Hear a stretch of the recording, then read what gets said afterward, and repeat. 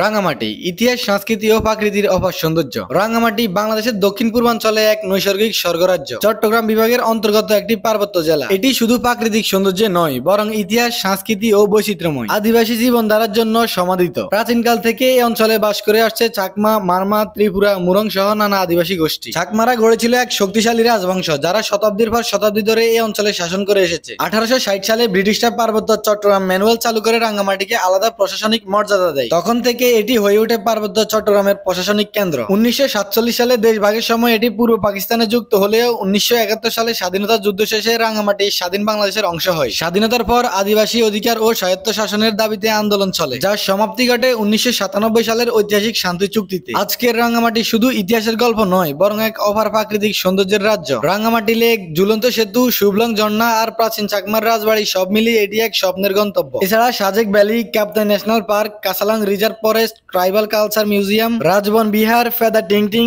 লাভ point এসব জায়গা রাঙ্গামাটিকে করে তুলেছে আরো বৈচিত্র্যময়। রাঙ্গামাটি শুধু একটি স্থান নয়, এটি একটি অনুভূতি, যেখানে ইতিহাস, সংস্কৃতি ও প্রকৃতি একত্রে মিশে গেছে। নিত্য নতুন এমন ভিডিও পেতে আমাদের চ্যানেলটি লাইক, ফলো এবং সাবস্ক্রাইব করে রাখুন।